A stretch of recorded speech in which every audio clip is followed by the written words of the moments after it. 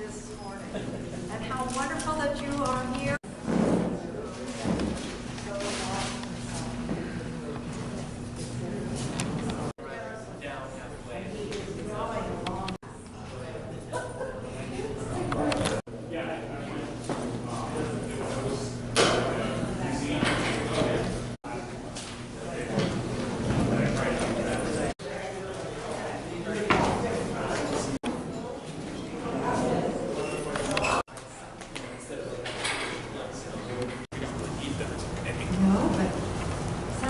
Doesn't it? It's a good test. And Jeff Martin would be so happy if we did do this. And so would Joe Nakamura. Knowing you, is that okay with you? Doesn't matter now. Yeah. Wonderful. John Humphries is our artist today, surrounding us with transformation in mythology. As you come with your paintings and this description of what you're going to tell us, that you found over your painting and then became a part of your paintings, and we're all just delighted because they are wonderful. You just do a little background. You loved to fix things. The opposite. Take things apart. Oh, that's right, the opposite. And you left those things there. I did not put them back together. And you had your one of 10 children. So it was, you might have put it back together. No. I love it. So you took apart telephones. Lawnmowers. That's really great. What else? Any electronics, I would take those apart. Take apart toys, even in the pieces. Yeah. Some people didn't think that was wonderful. Oh, I just think it's delightful. Because, well, but my son has that in my son is a mechanic, and he took things apart to the point where a neighbor brought over a telephone and said, we don't use this anymore. We know that John would just love to work with it. Whether he took it apart and left it there made no difference. Now, I think he might have put it back together, not to one up you. That's okay. That's okay. My son named John as well. As time went on, you went into architecture and painting in Texas, where you were raised, and Don't hold me to deep in the heart of Texas, huh? Yeah. Wonderful. So you really enjoyed being a part of architecture and painting. It just seemed to develop in you naturally. Right. Yeah. When I think I was in 4th or 5th grade, we had to fill out what you wish you would be, and I put architect, painter on that sheet. So I figured I wrote it down, so I had to stick with it. Oh, that's great. And you were true to that, huh? And is now, just jumping ahead of it, you are at Miami University teaching young people, which I love that your course is required. Right. And that course is in Design and drawing. Isn't that great? University of Miami requiring that? Well, if you're in the arts. But still. Right, it's open to all students, which is always really interesting because you'll have people who are art-minded, and then you'll have a senior economics person who didn't get their art requirement out of the way, and so it really becomes kind of independent stuff because they're just different worldviews. But the art is required in some form, and that's a lot to say for Miami. That hasn't been dropped as a requirement, right? Right, everybody? It's specifically in the art. They have humanities courses, which are language, writing, things like that. But yeah, they have to have 6 hours arts requirements, and it can be music or something like that. Is it any that is such a marvelous university. On both sides of the coin. Well, of course, always. But yay for Miami U. So, tell us, of the conversation that you and I had, what stands out that I haven't brought up yet that you would want to share? Okay. Okay? How about that? Take away. Okay. Feel free to ask questions also. I was in a large family, but there were 7 kids born, and then a gap. We call those the television years of about 7 to 8 years. And then I was adopted into that large family. So it kind of, and then they had 2 more children. So it's kind of an unusual situation. And so, and mostly because of that, because I was a large family, I didn't feel I owned the family stories. Or I didn't accept them or rejected them, something like that. And so then that's where I really became interested in kind of mythology as a way of kind of building my own stories and taking things apart and bringing them back together, really thinking about that. So I figured since I was adopted and didn't have and I'm not trying to build a sad story, but I felt that I was free to kind of take mythologies and absorb them. And so when I was younger, I read a lot of stories about mythologies, and then some of it in college, but then left it aside for a while to kind of work as an architect, and then came back to it maybe a decade ago when I really started painting quite seriously, and started making a large body of work.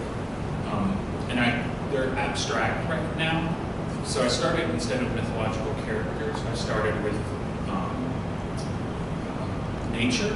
So, for example, these 5 over here, and what I'd like to do is after we're done, or you're tired of me, well, I can walk around and we can talk about them specifically. So those are cloud drawings that I did in Iceland. And when I was there, and so I went to paint naturalistic landscape with watercolor, and I paint the clouds and the steam, glaciers and the rocks and things like that, pretty kind of realistically as well as I could. And every time I thought I had a great painting, I would walk outside and nature was way better. I mean, it's 1,000 times better. I paint a sunset and you go out, it's horrible. And so at that point I gave up painting kind of real and started figuring out a system for abstraction. And I think it's the architect in me.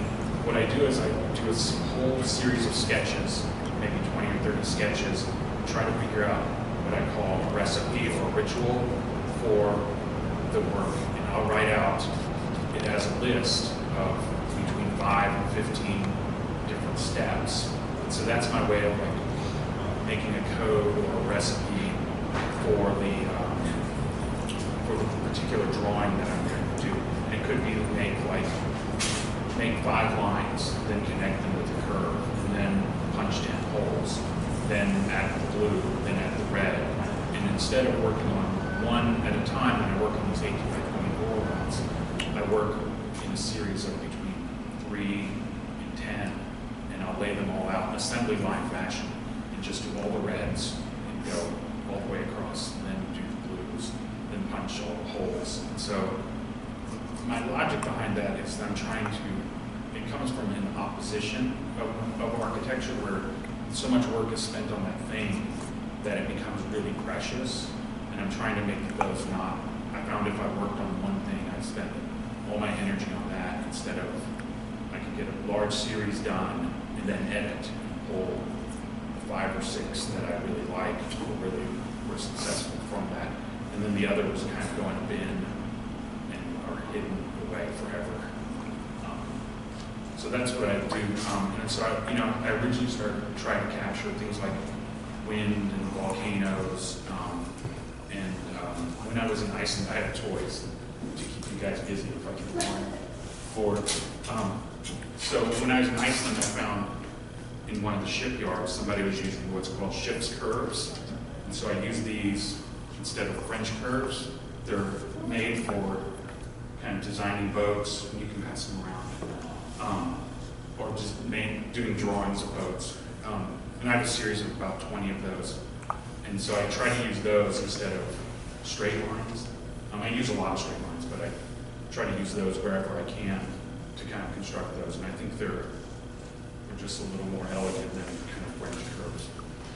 You should be different They're called a ship's curve, as opposed to. a French curve, which What's the difference between the two? the French curve is more curly cuey.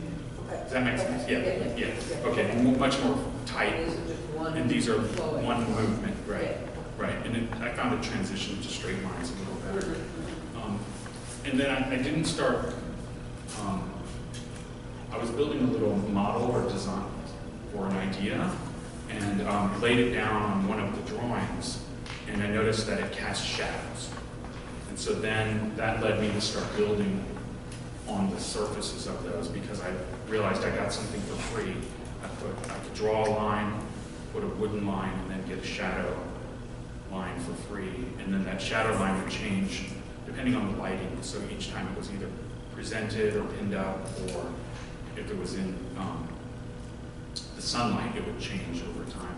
I have an interesting one that a friend of mine has, and usually you don't put artwork in the sun because it fades, but I said, go ahead, because you'll see it as the day changes, the sun will move, and so the drawing will change. And when I initially did the wood on paper, this is the technical side of things, wood and paper move differently, and so the pieces would just pop off in like a month. And so I had to figure out a way to float the wood into the surface. So the holes are drilled, and then so none of the wood is actually glued to the surface. It just hangs out and kind of floats. And if you're gentle, you can poke it and find out. I don't mind. I've done it, so you can too. Okay. Tell us about how you found that way, by the wood on your painting. Oh, I said when I was making a model, Yeah. that I laid it down on there, and then it cast some shadows, and it was completely kind of accident. And so some of them have thread built into the surfaces and other things like that. Yeah. So why is it transformation? I think that's important to maybe answer. So I'm trying to transform nature or qualities of nature into kind of digestible image. That's my thought. Or take mythology, and instead of telling the story, I'm trying to transform it into kind of one image where you capture kind of the whole story in one image. But they become too codified, so I don't know if it really does that. So I'm up in the air about whether it captures the image or not. But I'd be welcome to walk around with anyone, or I'd welcome the opportunity to walk around with anyone and talk about the kind of individual steps. I'd be happy to do that. So I call them watercolor drawings, and they're made by kind of researching the mythology and studying it. And then they've been called, since they make a space for the they're kind of architectural and make a space. You can almost say that they're a temple. I try to think of like a temple for a religion, because if you take a kind of the infinite, right, like a god or mythological character or something like that, and then you make a ritual out of it, like, you can think of all the different religious rituals or opportunities or situations that happen, and so the result of that becomes a kind of religious, or an illustration of a religion of the mythological character, right? And that's, I say that with a lot of, maybe too much hubris, because to say that I'm creating religions is a big step, but that's how I see them, or I see them as temples for holding that religion in the surface. So like these over here, these kind of snake-like ones, that's the god Anansi, which is in Magobo people in Africa. It's an Anansi the spider, or Anansi, either one. And so I kind of in a way, thinking about a spider, closed my eyes and drew these sketch curves, then came back in with the ship's curves to think about the kind of path or movement of the spider across the page. And I wanted to not necessarily do legs like a spider, so it does have 8 legs like a spider, but instead of kind of drawing legs, I drew what I were new lines, and I was trying to experiment with what a line could be. So those are the blue stripes or marks or lightning bolts coming off of them, or legs. They kind of do look like legs. And I was trying to draw a line that, you know, went from thick to thin and could bend and fold, and then connecting those. A lot of Anansi, what was done is he would whisper things in people's ears, and so he was kind of annoying in a way, and so then I have these, and he would tell these kind of trickster stories, and the mythology parallels the idea of a trickster story with the idea of being caught in a web. So you're caught by the story or the narrative, just like you would be caught in the web of a spider. So you see at the end of each leg, there's kind of a web and an interconnection between those. So that's Anansi, the spider. Can we talk about some of the other ones? Yeah, this one, right? Oh yeah, it's convenient, isn't it? Here, I'll stay still for the camera. So this one is the god Mithras, which was in like the 4th century, was going to move over. Yeah. There we go. Okay. Am I beautiful? Of course. Okay, great. For sure. Okay. So that's the god Mithras, which was 4th century Roman, and kind of in opposition to the kind of, at that time Christianity was still a cult, a small minor religion, especially in Rome.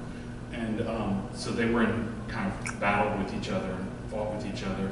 And so the Christians would call, Mithras had these 8 steps that an initiate, those are the orange pieces, would have to go through to become part of the religion or part of the sect or cult, or depending on what you call it, one thing or the other, depending on which side you're on. And the Christians refer to those steps as broken teeth, because they thought they were, you know, you were joining a kind of false religion, and so each time you went into there, you were blemishing yourself and kind of breaking your teeth. So they called those the broken teeth. And then Mithras, really important to Mithras, and I think a lot of groups at that time was the pomegranate, which my son thinks looks like a heart, and it kind of does look like a heart. And they had this idealized thing that the pomegranate, it symbolized the fertility of the group and prosperity and things like that. And they had this dogmatic insisting that every perfect pomegranate, like you could find a perfect pomegranate or a perfect fruit or anything like that, has exactly 613 seeds. And so if you have time and you like pomegranates, next time count and see if it has 613 seeds. It's some mathematical idea about that. But it's supposed to have 613 seeds. And then I read, when I was researching it, that somebody had updated that. A scientist who researched it, probably worked at a university, and said it was 613 plus or minus 200. so that there's a lot of range of room there. And so those are the seeds falling out of the pomegranate, and the motion captured by that, and the orange broken teeth of Mithras. So I have another So toy. it calls for a gazing. You just gaze at your work. Thank you. It's beautiful. I have another toy. I'm not looking at the 3D glasses. You're welcome to. So I bring toys to entertain you. It's like driving across the country with kids. So then I have one of the most involved ones are these cloud drawings, because it was the first series of them. You want to just go over there and talk? Do you want me to? Not a microphone. Okay.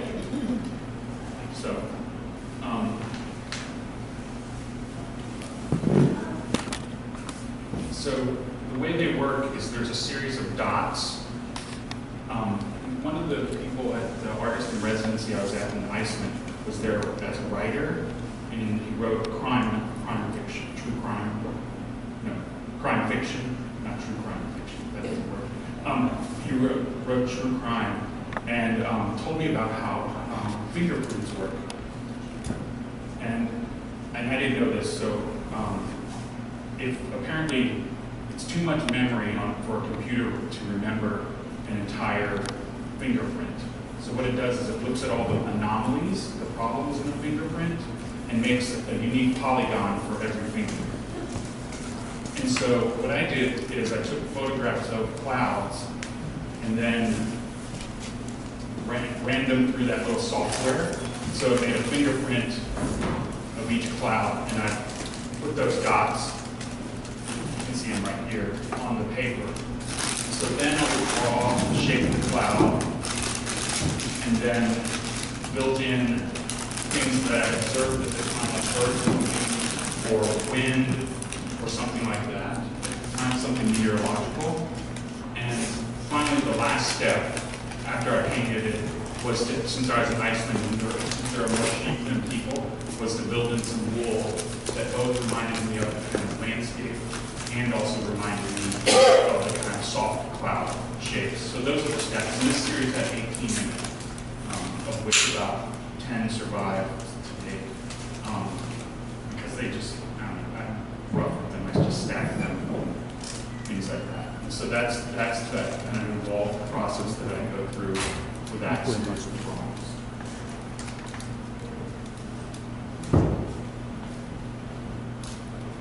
So what I'd like to do, let me see if I have it.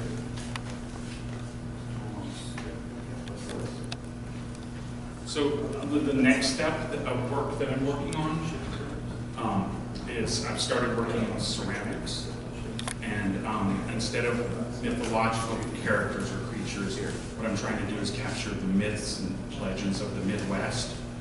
And things like Cincinnati, we have the running of the wiener dogs, or that, or Bachfest, or the different ghosts that are in different buildings in different cities.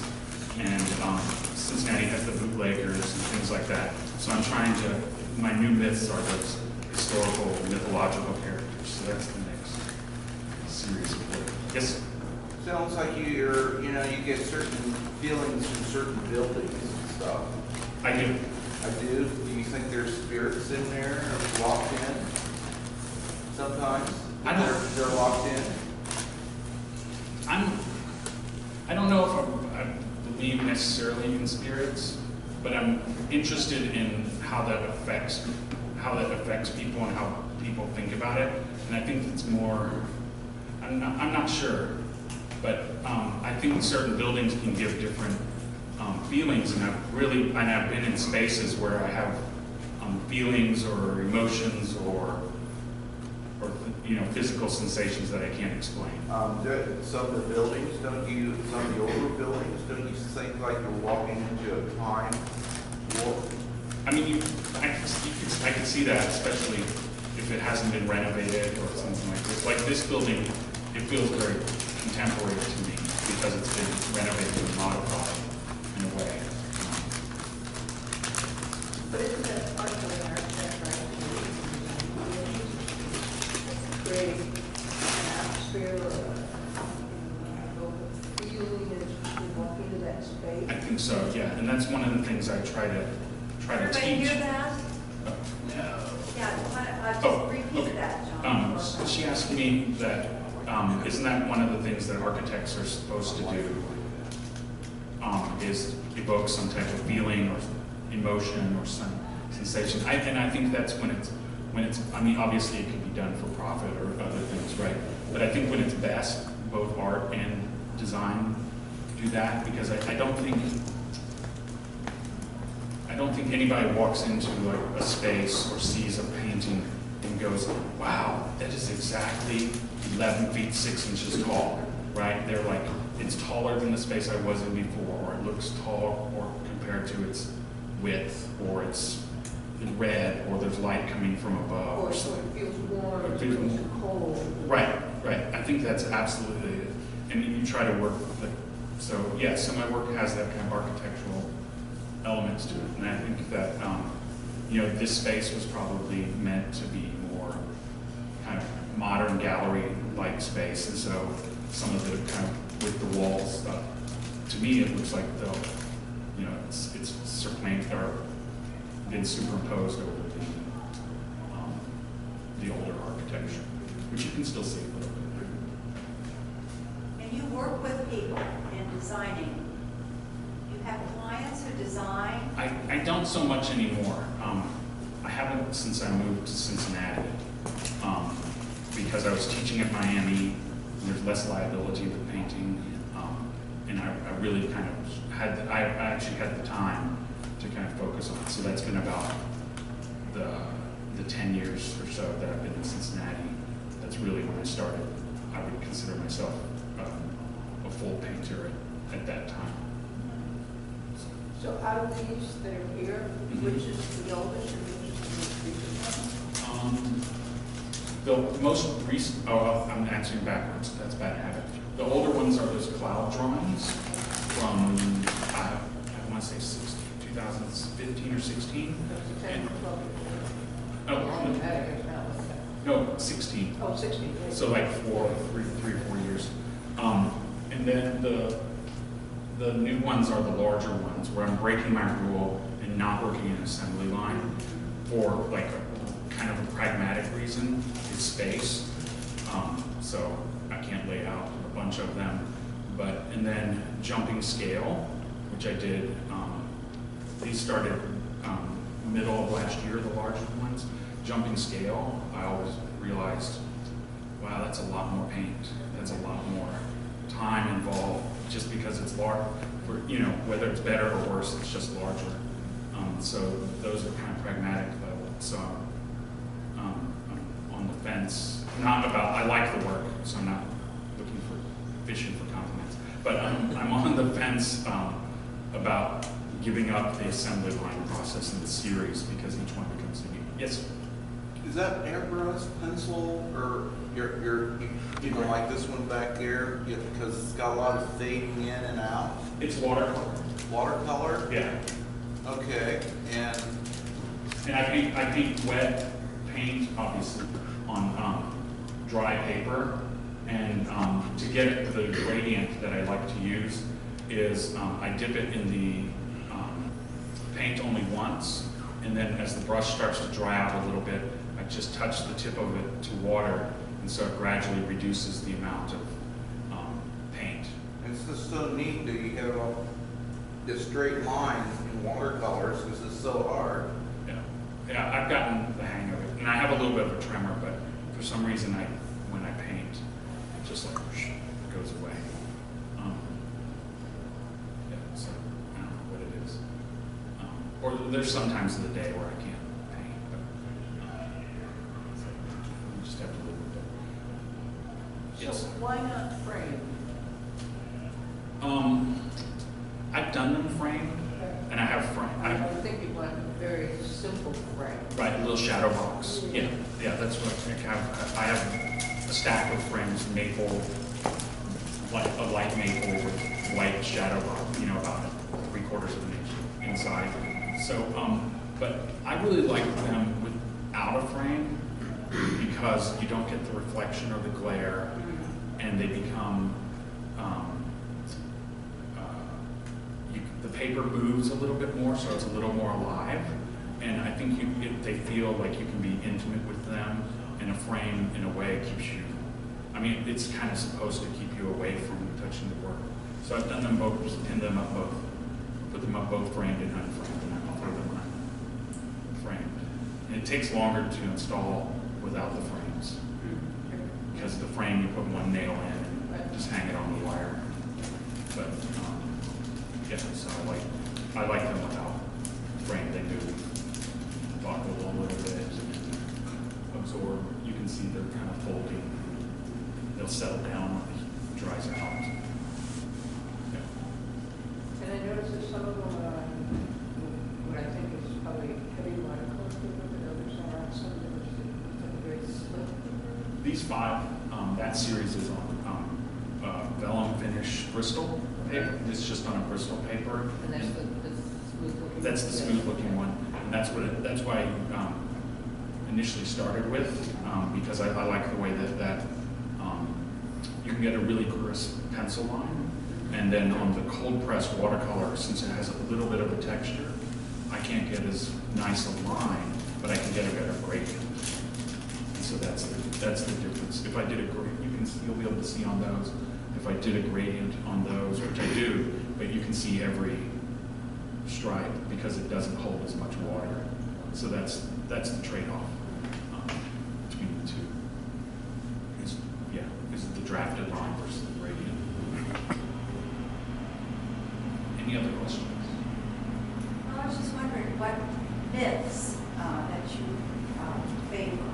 What are some of them that inspire you? I can tell you which ones are on the wall, That's right. but I don't know if I don't know. I favor the ones that are. Well, let's see what. Okay, so we have Anansi, the spider trickster, and then the red ones are in a fruit, which is like a genie but related to fire. And so they come, like if somebody's murdered, if your body of a human's murdered, then they are attached to that spirit and stay kind of trapped against that spirit.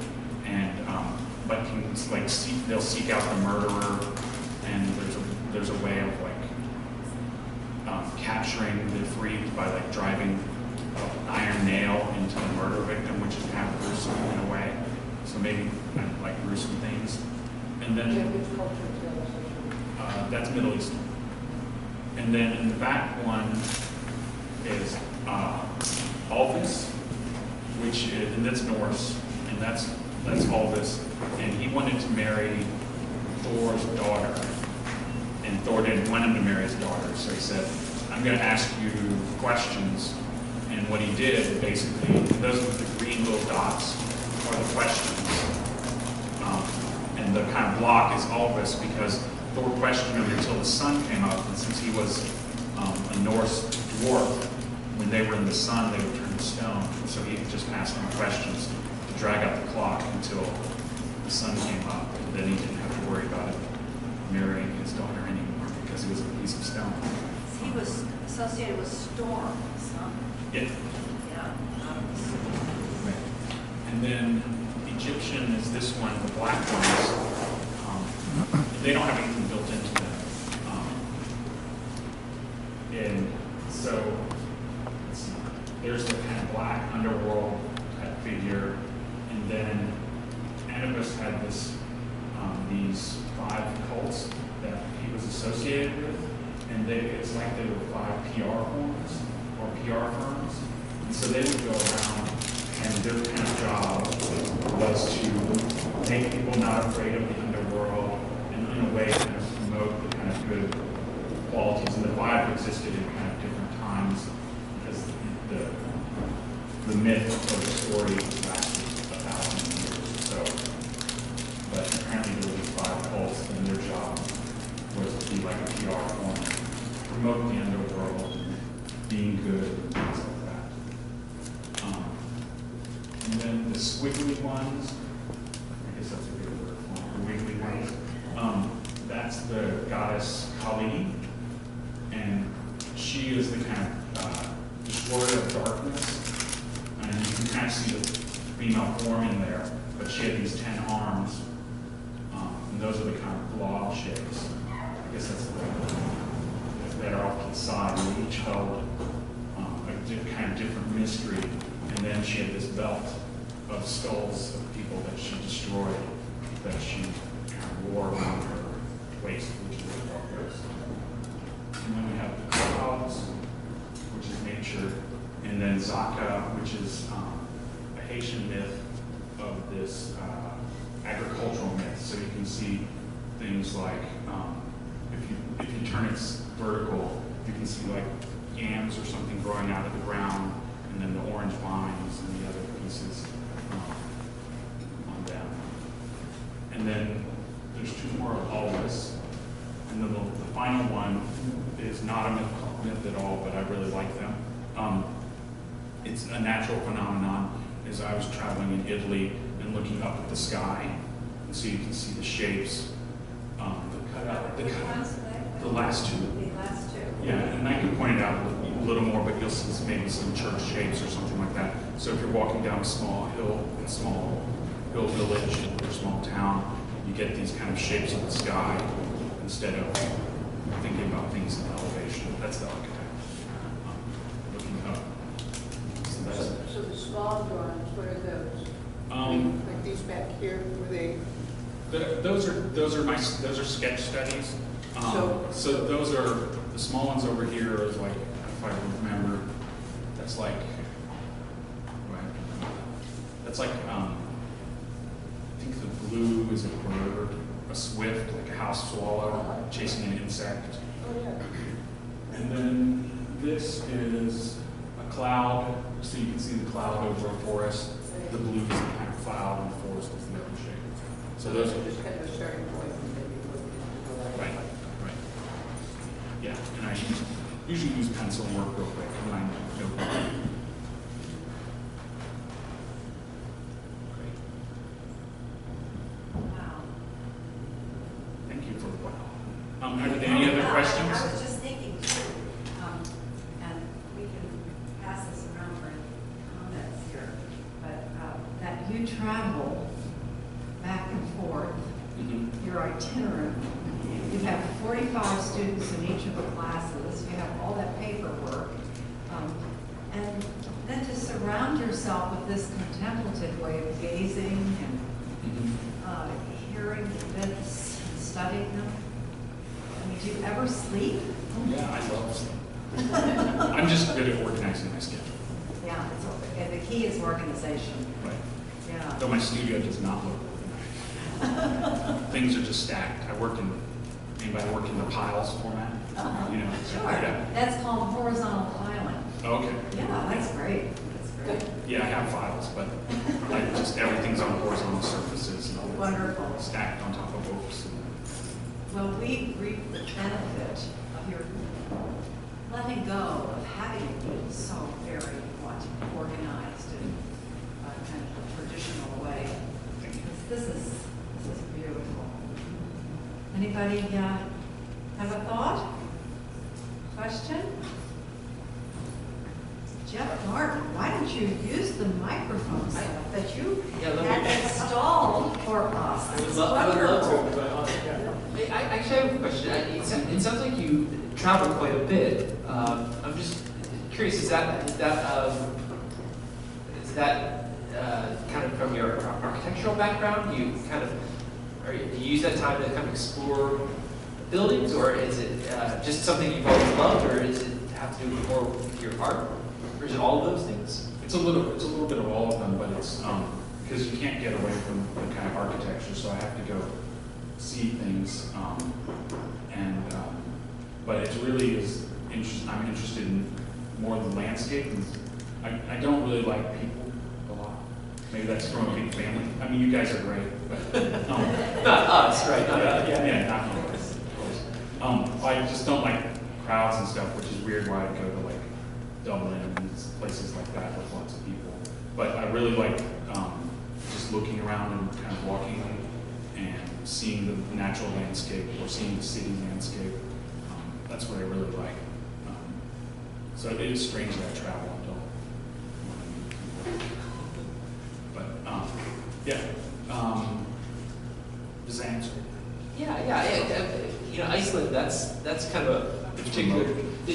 Was that something you sought out going to Iceland, or was it specifically for that residency that you kind of happened upon?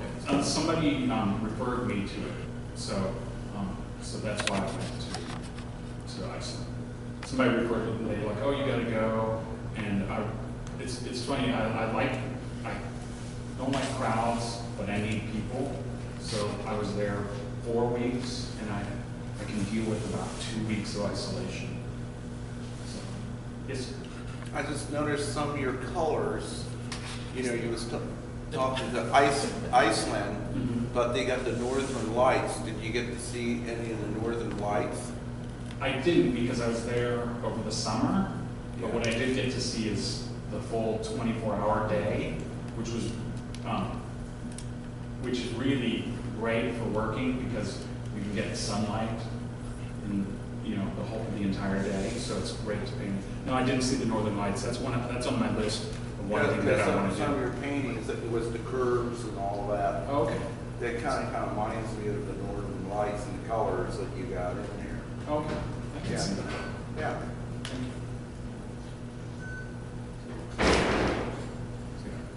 So I like to travel, but alone. Like I have my wife and son. I guess we're all three kind of lonely people. But my wife and I we take separate. The relationship is solid. But we take separate vacations because yeah, I think it is. There was one summer where I was gone for 4 weeks, and then she was gone the next 4, so we didn't even see each other for like 2 months. I mean, it was so tight. The overlap is that my flight in was a little bit late, and so she left the car at valet, and I got back, and her flight was out in the morning, and I arrived in like the late afternoon and just picked up the car. And so it was, yeah, so we just, anyway, so that was that summer. That was probably 2 summers ago. Are your family members, are they engaged in art too? Did they? No, my family is weird. They're kind of estranged, like I haven't talked to them in 10. But then you're like your wife and your son. Okay, yeah. My wife is a graphic designer. Okay,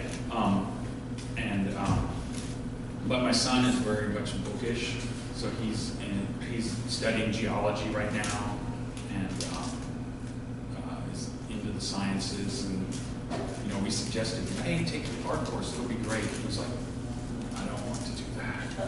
So he's, I don't know if it's just the rebellion of youth or something like that. But Is he in Miami too? he's at Miami. Yeah, he's at Miami. So he knows his father as a professor there, right? Yes, and he avoids me like the plague. Except for this morning, where he was like, "Oh, I need my printer that I left at home." So this morning, I got up at 6:30, drove from Cincinnati to Oxford, dropped off the printer, and then came here. Oh, wow. So, which I was happy to do. This is a great venue. Thankful you are here. Me too. It's quite a journey. And you shared that your husband, your son has a girlfriend that is like part of the family. Oh yeah. Now, isn't that neat? It's like we're really fortunate. We had last week, 2 weeks ago, we had her over for dinner and he couldn't make it. So that was nice. So it's a good relationship. Well, we should say your son did come and help install. He did help. He was there for you, wasn't he? Yeah, he was there. Yeah. But yeah, kind of forced him to. But I mean, he's 20, so you can't really force him. But yeah, so he was happy to install. He's actually really good at installing. I think it's the math side. He just runs all the numbers because everything's pretty well spaced. And so he was running the numbers and calling out from where I would mark on the wall. So spacing's good. Looks like you planned the shadows against this. On the The ones I was looking at, the shadows just. well, I mean, I planned for the shadows to be part of it, but I didn't do the lighting. We had an expert lighting person. And it was Jude, wasn't it? Yeah. Yeah, so that's It's a collaboration. It's a collaboration, okay. Performance art. Yeah, so I mean for the shadows to be part of the drawing. So I'll play with them and move lights around, do that, but ultimately you don't know when it's installed where the lights are precisely going to be, so you can't really plan them, but I try to get the shadows on there. And the seeds have good shadows falling off of there. I'm really happy with the way everything's lit. It's excellent lighting. You mentioned mentioned ceramics. You were moving and tell us. Oh, That's quite a Oh, it's call. the same. Huh? It's, I don't know if there's much to tell. That's just the new work I'm starting to do is in ceramics, and so I get the same idea on a slab and carve and kind of abstract idea, and then kind of roll it up into a cylinder so they become like votives or urns or something like that, which relates to kind of the religion or the Egyptian canopic. That's the wrong word. Coptic, no, canopic. Coptic's the word. Canopic urns that they put, which I found out they would save every organ they thought was important in the mummification process, but they thought the brain had no significance, and so that was just tossed because they couldn't figure out what it did.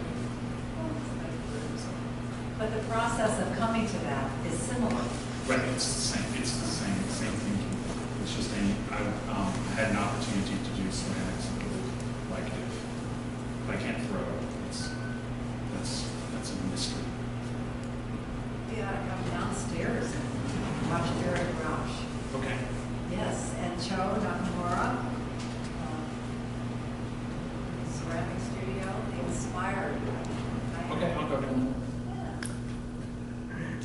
Yes. You mentioned with looking over there, that there were 5 PR firms Right. that dealt with that.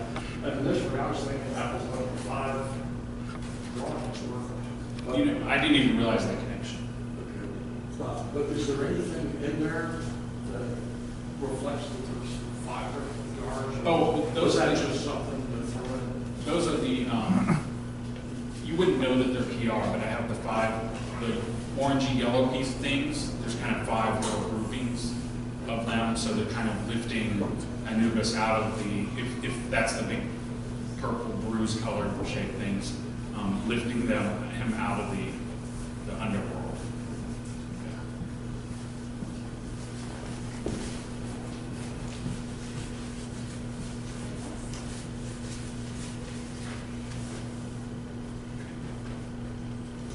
It's wonderful. Okay, thanks. Just Thanks a lot. Thank you very much.